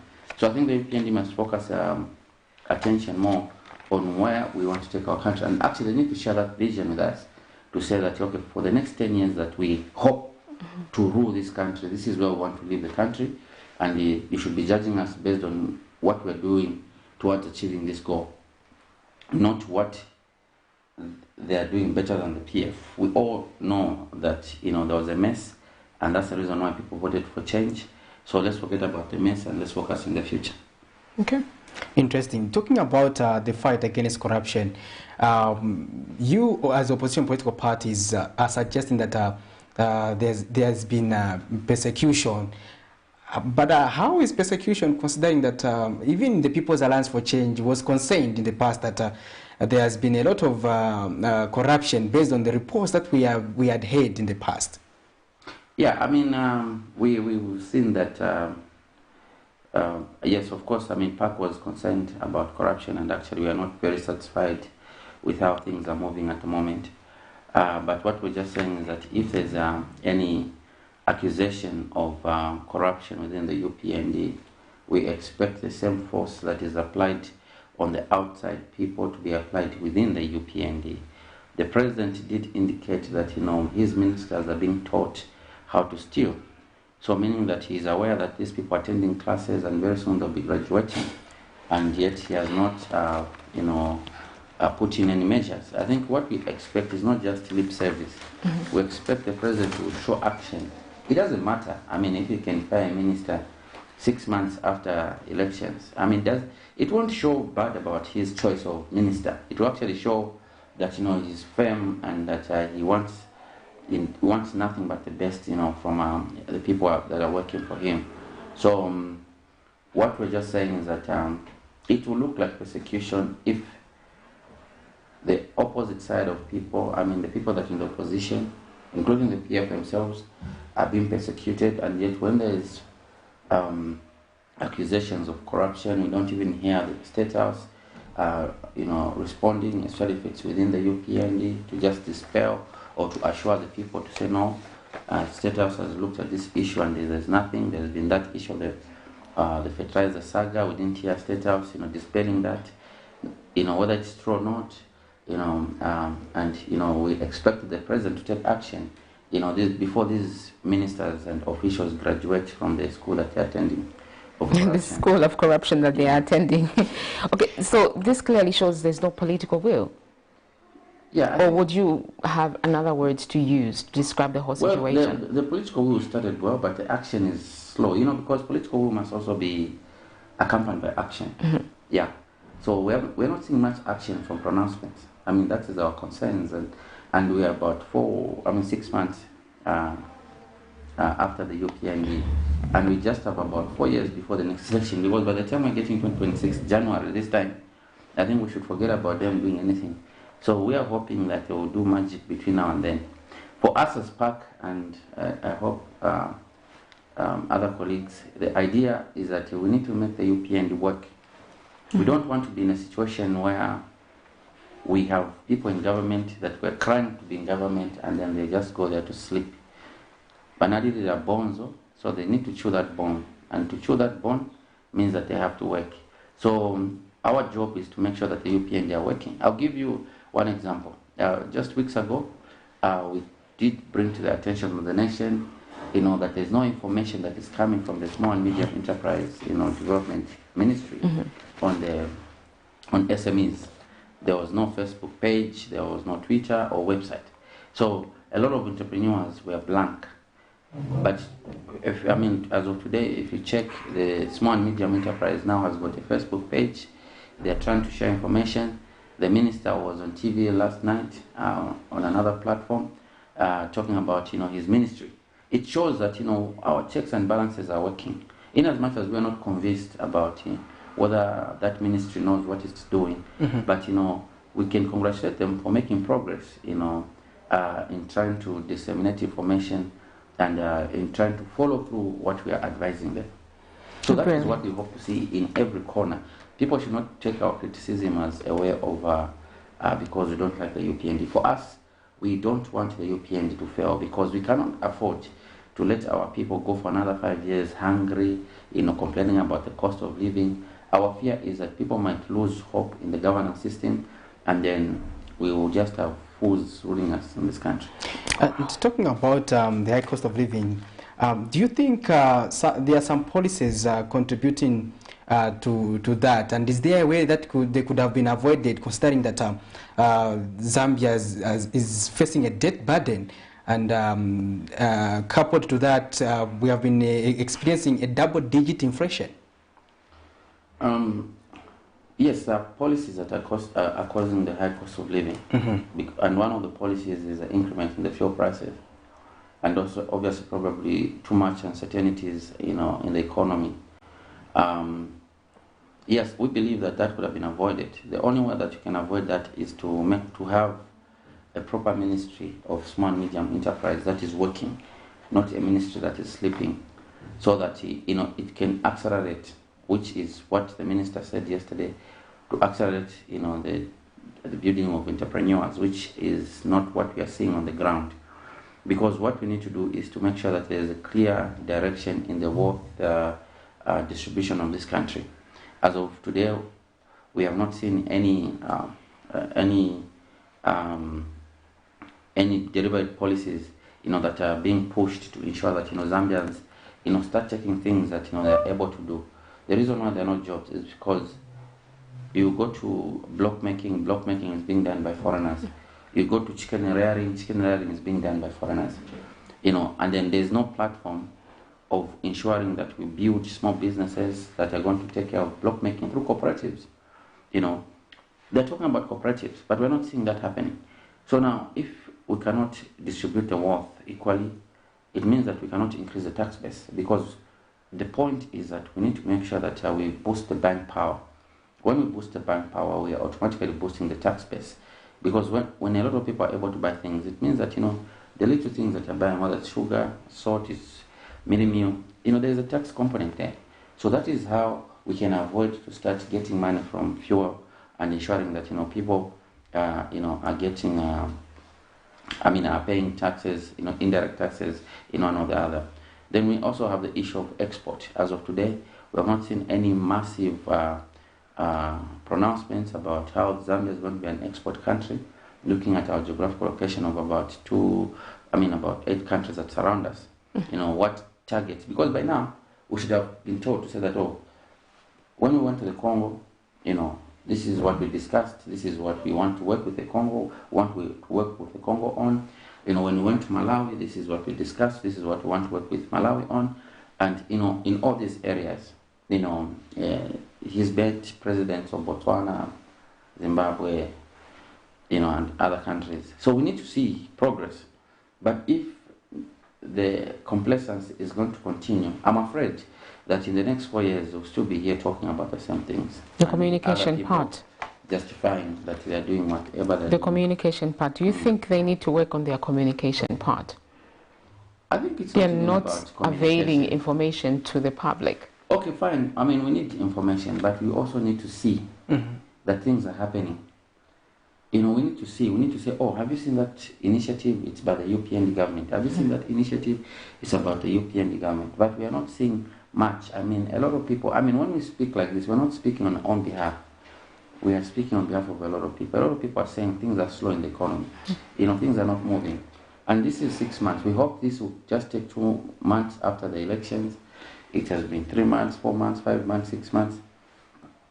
You know, nothing is happening. So I think they need to wake up. I mean, they took over, you know, I can say an economy that was not working. So I don't think any normal person should go to sleep in 6 months. They should understand that the work is a lot. All right, you're watching the Camnet Breakfast, and in conversation we have Mr. Banda Anderford from the People's Alliance for Change, President. And just so you know, he has appeared in the ballot twice. And he's not a small fish. Like Amos would say, I'm not a small fish. So he basically knows what he's talking about. He's tested the waters in the political world for quite some time. Mr. Banda, let's weigh in the issue of Kabwata parliamentary by-election. You are participating. You're never shy of taking part in these by-elections as a political party. Kudos to you. And in Kabwata, once again, you have managed to file in your nomination. Is it for the second time as well? Yeah, for the second time. Wow. Let's speak to that. Yeah, we're in Kabwata. I mean, as you have mentioned, we participated in a lot of elections in this country, from Kasenengwa to Chiluvi to Sesheke, you know, to Lukasha, Ron, and many other places. So for us, we're just continuing on our building of our party. And I just want to mention that I don't think the result of last year reflects the amount of work that we put in there. I think we suffered as a result of the wind of change. So with the change in the dynamics of politics, I believe that, you know, things are going to be better as we go, because the vacuum is there. The Zambians are looking for leadership, and I think we want to offer ourselves leadership, and we have demonstrated. Kabwata, you know, there are a lot of issues there. You know, people are talking about roads. Who is your candidate, first of all? People might think you've downgraded from being a political party president to, yes, if it is to an MP. You know, we've got a lot of presidents that have done that. No, I can't do that. So who is your candidate? Our candidate in Kabwata is Sidney Ziambo. He's a young man. We picked a young man. Of course, we had a lot of people coming through, but it was important for us to pick a young person. Our concern is that, you know, in this country, we do not have deliberate policies to build leadership. That's why we keep talking about recycled politicians. You know, and for us as PAC, it is our deliberate policy to actually invest in the future of this country, in the leadership of this country. That's why when we say, Mr. Soko, support us, because what we are doing is good for the country. You know, one day when you're tired of UPND, you'll be looking around who to vote for, and then you find that there's no one, and then you'll be in a mess. So we look at things in the future.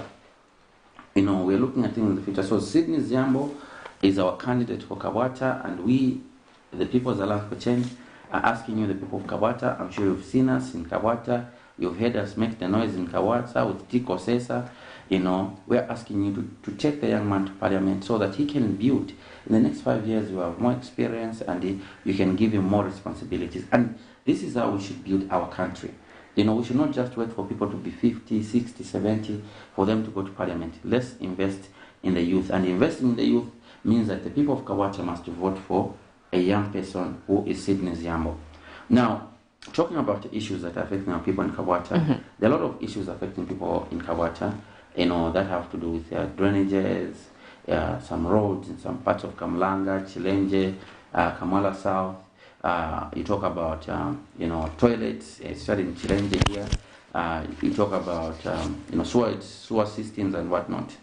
That is what the people of Chilenje want. Of course, there are also other areas that do not have water. So we want to make sure that first of all, to commend the UPND government and President HH, for increasing the CDF. But we want to make sure that we demonstrate as PAC on how we can, through our candidate, suggest on how that CDF, should be managed. But in as much as these issues, for us as PAC, we are looking at one important thing, which is empowerment. I think we need to put a big portion of that budget into empowerment. Okay. Because one thing we have noticed is that, when you empower people, they can sort out some of their problems on their own. You've never had people, for example, in Chalala, in part of Chalala, New Kasama, complaining, say there's no Lusaka water here. Because they're able to drill boreholes. If the road is not good, they're able to get chippers and throw, on their own without calling on the authority. Because they've got money. So now, for us as PAC, our emphasis is that let's empower the people. Because if you empower the people in Chilenje, in Kamlanga, in Kamwala, in Libala, in Kawata, you are not going to hear them complaining and say that no, my toilets kuno siari no, mutianga niko my toilets no kuno, maswa system siari. There are small things, that they can do on their own because you've empowered them.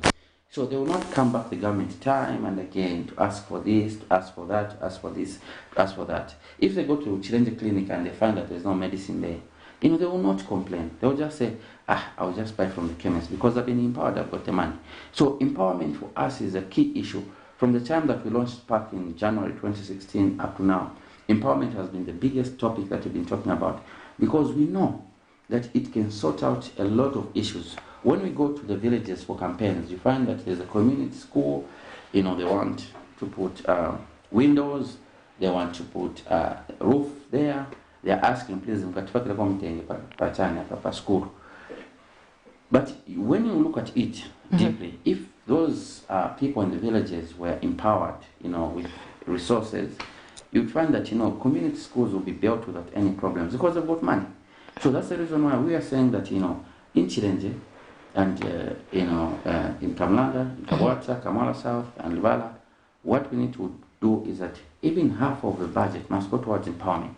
You'll find that a lot of problems that the people are facing will be sorted out by themselves. The government does not need to worry about toilet, they'll do it on their own. So that's why we're asking the people of Kawata to say vote for PAC because we want to demonstrate not only using CDF, but we also want to use our own initiatives, to work with the people of Kawata and make sure that, by the time it's 2026, as we are going to campaign across the country, we should be telling the people that ask the people of Kawata what we did to them. You speak highly of the rule of law and bringing it down to the Kawata campaign period. How would you describe it with regards to being manned by the police or just generally the ruling party? Because usually we experience these violent activities from the ruling against the opposition. Have you managed to campaign peacefully this far? Yeah, of course, it's better than where we're coming from. It's always better. Most of the things are better. Yeah, no, we commend the government. I mean, the president, we are not here for malice. No, at all. Exactly. When people do well, but reference is good. Yeah. Reference is good. Of course, it's better than before. But we had an incident ourselves, and I'm told other political parties as well, where our youths, were attacked. We have that video, I think it's there on our Facebook page. Our youths were attacked in Kawata by UPND cadres. Now, of course, the good thing was that, the UPND cadres were arrested, by the police, which is different from where we're coming from. We have not seen much of violence. Of course, when some of our people meet these cadres, they want to show that they are ruling. They want to tell them to move out of the road. Of course, there's still excitement. That's why we are saying that it's too early for the UPND to go and sleep, because if they ignore these little things, they'll start expanding and they'll become problems. So they need to make sure that they shouldn't sleep. They need to do a lot of work to make sure that if they really want to achieve the idea of removing cadres and violence in the system, they need to do a lot of work. We commend the police. We haven't been encountered by a situation where the police are stopping us to do this or to do that. I think the police are trying to be professional, at Shining Kabata, and we commend them for that. Yeah. So we are saying that please, our friends in the UPND, continue to work hard. Don't go to sleep, because in 2011, MMD was removed out of government by one of the reasons was cadreism. Cadreism. When the PF took over government, the PF cadres, they went on rampage beating MMD cadres. Does that sound familiar to 2021? It sounds familiar. The PF were removed because of cadreism was one of the reasons. When the UPND won, they went on rampage beating. So now, if we are not careful, because these elements are still there, they'll start coming. And we saw that video of our comrade Liswaniso, trying to show that he can take the law into his hands. That ignites, fire on the ground. So we need to be very careful, and we need to not to sleep, and we need to advise our friends not to be excited with power. We have always advised people that power is not permanent. We told the PF, they didn't believe us, and today they are not in power. The UPND the same. They shouldn't think that now, because it looks like there's no opposition, then UPND is going to rule forever. It's not possible. People will have to find an alternative soon. Indeed. Patrick, you're looking at him so shocked. Is he speaking very well? Or do you think he's not telling the truth? No, I'm following the conversation attentively, Sharon. I don't want to miss a point. That's why I told you that Mr. Banda is a youthful leader. We're not just sure if he's a youth indeed, but he's a youthful leader and promotes youth leadership, as evidenced from the Kawata candidate who is a youth, and many other candidates that have participated in the previous elections. They've been youths. Yeah. Interesting stuff there, Mr. Banda. I want to take you just a little bit back in terms of the fight against corruption, which you people cited to say they need to be proactive under the new administration. But how are you also playing a role as opposition political parties to ensure that if you have insights, you also help report or help with investigations? Because I think documentations that were left by the previous administration, don't you think making it easier for law enforcement agencies to trace and say, okay, we have a case against the Sharon Karimbula there? I think it's not our job to actually be investigating anyone. To report. But there's whistleblowers as well. No, I mean, if we have information, definitely we will not hold it. But you see, we should not leave it to us. For us, we have a job to tell the government to do their job. I mean, I'll tell you, I think you agree with me that us as PAC, myself, the UPND themselves, and many other opposition, before to August 2021, we spoke highly about corruption, that there's too much corruption in the PF. We spoke about this and that and given a lot of examples. But 6 months later, if you look at the way we used to speak and what has been done on the ground, it shows that probably maybe we are lying. There was not much corruption because not a lot of cases have come up. You understand? And we're hoping that there'll be cases, as we go. But so far, people might think that probably Tanzania Mzia Chabi PF.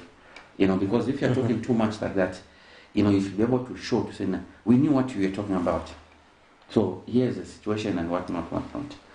So that has not happened. But the reason why I'm saying this is because, probably the reason why it has not happened is because, the system is porous. There are too many leakages in the system, so it's been difficult for law enforcement agencies to actually get, the evidence that they need to prosecute a lot of these cases.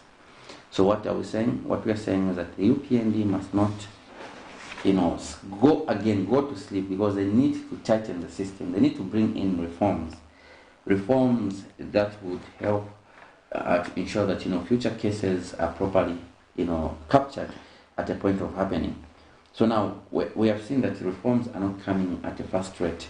Reforms are not happening as fast as they're supposed to happen. In the end, even the good people that are in UPND, if they see that the system is weak, they'll start stealing. Instead, after they graduate, from their school. When are they graduating? You seem to be. They are graduating. We need to attend the graduation ceremony and this, so that we can see who is going to be stealing from the people. So now, if the reforms don't come, that's the reason why I was saying that as PAC, we said one of the issues that we'll tackle once we form government is reforms, because you need to tighten the system. You cannot be using a system that has been weak for so many years. And, the previous governments have deliberately left a system like that because it benefits them. That's the reason why, now there are not many cases of convictions of corruption, if you look at the history of this country, because there's no leader who has been brave enough to tighten the system. So we're advising the UPND that they need to quickly start working on the reforms. They need to learn about what they're doing and why they're not able to prosecute a lot of cases, and how they can use their experience right now, to create systems that are strong. Even every organization, if it's got weak controls, even good people, they'll steal. So what we're saying is that the same guys that are learning, they might be good people, they might say, okay, we have learned, but we'll not do it. But when they see that the system is weak, they're going to do it. Interesting. Mr. Banda, what are some of the progressive things you have seen so far under the New Dawn government in 6 months, based on your analysis, and what you have ascertained based on their campaign promises? Yeah, I think there's order in the country. There's a bit of order in the country. There was a lot of confusion, under PF. Let's not even bitch about. I mean, people were just doing things the way they wish. There was a lot of confusion. We can see order in the country. We can see I can tell you that I have no doubt that the president has got good intentions for this country. His pronouncements, I don't think he's just reading statements. I think he's trying to achieve those things, but he's got challenges, of course. He's not God, he's a human being. He's got challenges to do with his people, challenges to do with the way the governance systems works and whatnot. But I think the progress that we can see is that the willingness, to do better, to do good is there. We cannot talk much about payment of farmers or retirees, because those monies were owed to them. Yeah.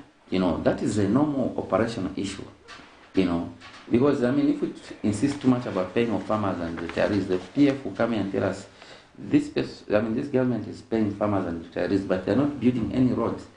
Us, we used to delay because we were building roads. You understand what I mean? Yes. So we cannot talk much about that. That's the reason why I'm saying that, the UPND must not go to sleep, and they should not take our criticism as a situation of we want them to fail. No. They need to listen, they need to pay attention. Even the Minister of Small and Medium Enterprises, they should call us, give him some advice on how to go about this thing. Because our aim is to see Zambia progress. I don't want to take over a government again, start afresh when I become president, to start doing things from the ground. I want to take over a government that is already operating so that I can add, so that, as we grow, our children should know that their future is going to be better. So for me, yes, there's order, there's good intentions, but there's a lot of work that they need to do. And then on the issues of the campaign promises, maybe that's where, Sharon asked about, do you think they need to improve on their information dissemination? Yes, probably they need to, because they should not just be assuming that people will be happy just because you're going to tell them, no, we'll increase fuel. When in the campaign promise you said you're going to reduce, because fuel is going to reduce maybe after 2 years or something. The PF said they wanted to Saudi Arabia to go and get cheap fuel. They left government without bringing the cheap fuel.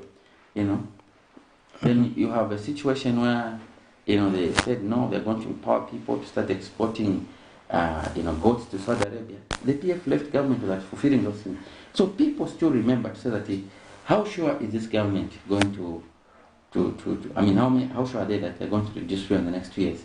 Because the challenge for us as PAC is that we can't just be increasing fuel, when the incomes of many people have not been increased. The incomes of many people are still the same. So people are suffering right now.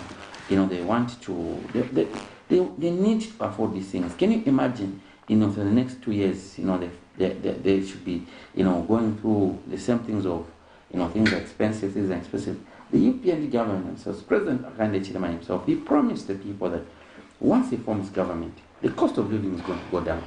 I was in Kamlanga on Saturday, and this woman was complaining, said they go to Mnyale market to go and order rep, which they used to order at 1 kwacha before the new Dawn government. Now they order it for 2 kwacha, meaning that they have to sell it maybe somewhere about, they order it for 3 kwacha. They have to sell it for about 5 kwacha. Now for an average family to eat rep, they need to have 5 bowls, meaning that before the new Dawn government, people would spend maybe 15 kwacha per bowl. But now they have to spend 25 kwacha. So meaning that every day to eat vegetables, the cost has gone up by 10 kwacha. By 30 days, that gives you 300 kwacha. Extra. And then they will say, no, we have increased civil servant salary. The civil servant salary will increase by an average of about 700 kwacha. Now the 300 has already gone to vegetables. We have not looked at the issue of transporting, which has gone up. We have not looked at the issue of other commodities. So that's what I'm saying. So my friends in the UPND need to know that there's a lot of work to be done. They should not sleep. In fact, if they're thinking of sleeping, let them sleep after the next election. Your interest in the Small and Medium Enterprise Development Minister is overwhelming. You set up a meeting with him and give him this information.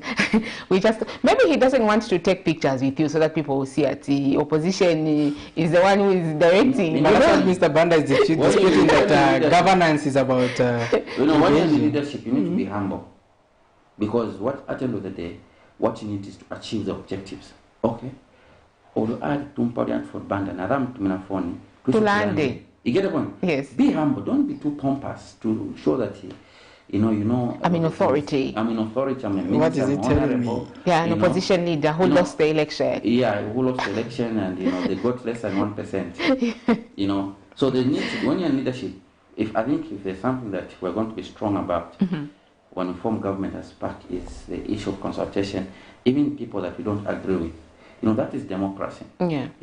Consult. If you remember the 2008 financial crisis, a quick one, when there was a crisis in America, President George Bush called both the Republicans and Democrats to the White House, including President Obama and the late John McCain, when they were campaigning, to consult on how they can deal with the financial crisis.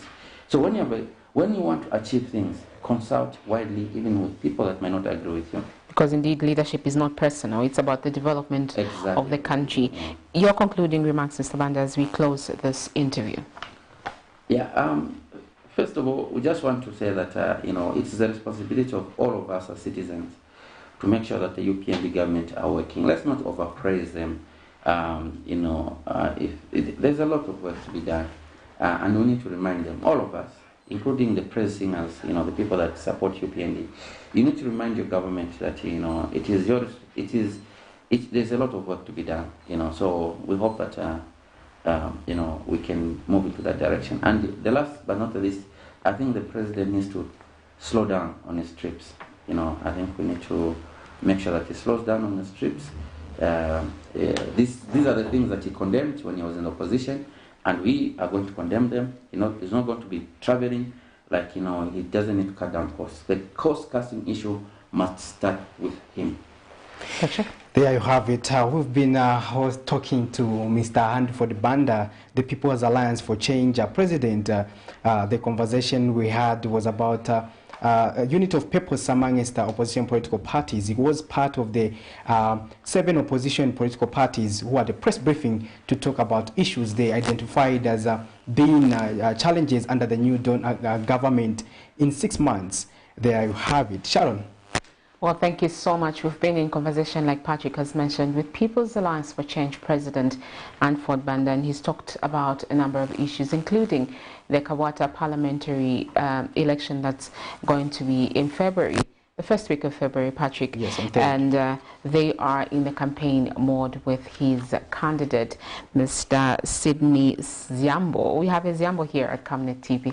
So basically, that conversation has been very fruitful. Join us again tomorrow on the Camnet Breakfast as Prudence and Miriam bring to you Business for Breakfast. Good morning.